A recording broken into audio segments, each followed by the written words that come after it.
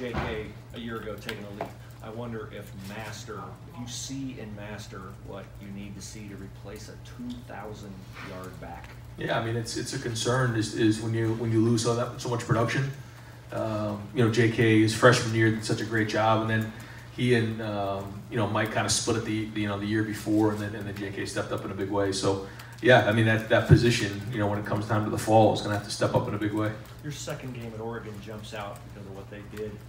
What's the protocol timing for when you start delving into opponents on the schedule, and particularly them because they loom as a big threat? Yeah, I mean, I think once you get into June and July, you start to really look at those guys, and when you have a better feel for your team, because it's one thing to know what they do, but it doesn't really make much sense unless you know who you are and your identity, because there are certain things that you evolve with as the off season goes on, and as the season goes on, you look different.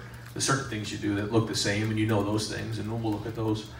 But I think once you get into June and July, that you start to get closer to where you're at, and then obviously in August and September. Are there any circumstances under which Wint and Reed could return to the team? No. Exoneration?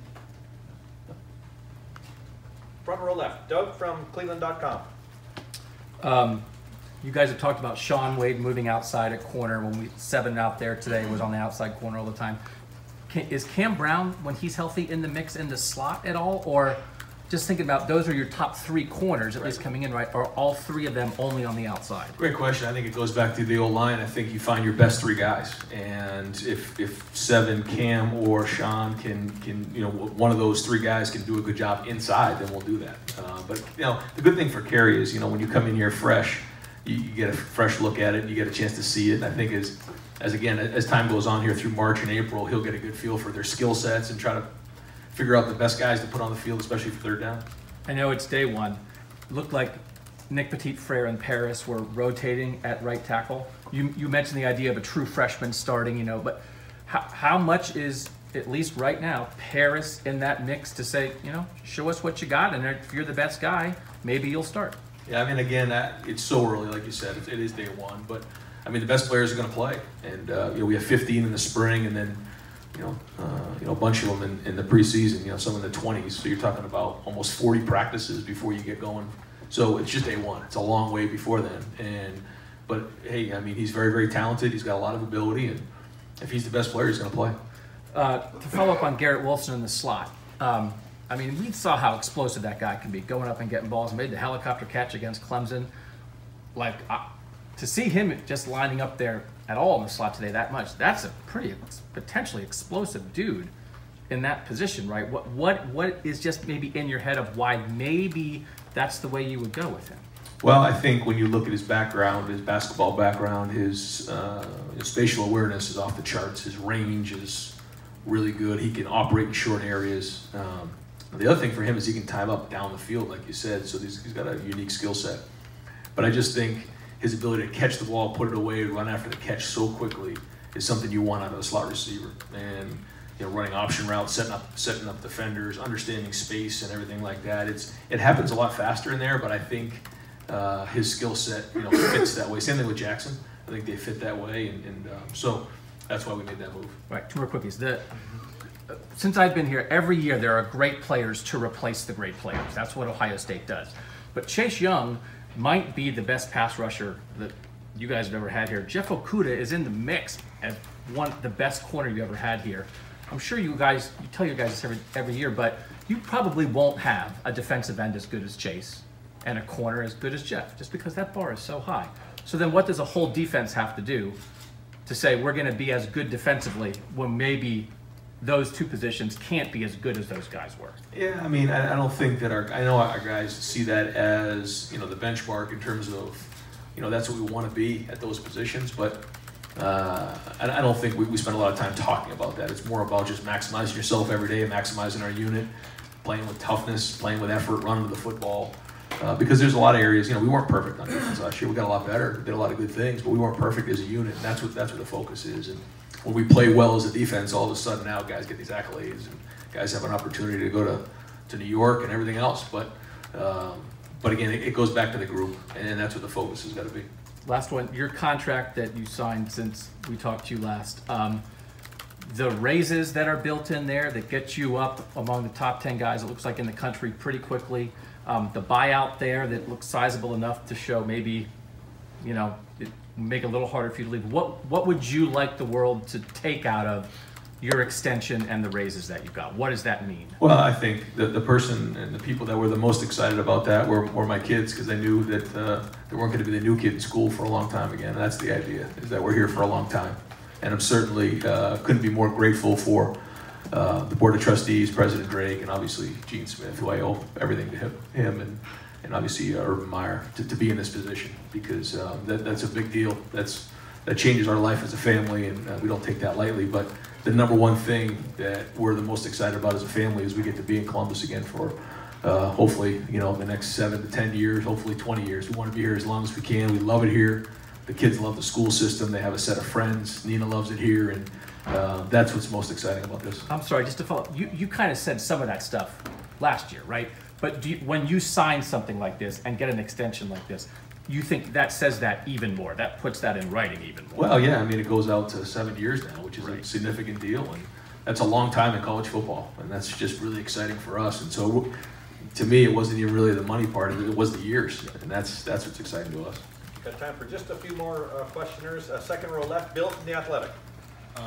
Ryan, how much does it impact you, what you guys want to do this spring to have only 2 healthy scholarship running backs, and what went into moving DeMario out of that room back to the receiver? Well, DeMario still can do that, though. You know, we're just starting him out the slot, and then we can always bring him back. He has that skill set. It's something that we've always tried to find that role for him, where he can be a running back and then also be a matchup problem for teams like that. It didn't quite play out like that. And I think a lot of that had to do with how well JK was playing. It was hard to take JK off the field last year.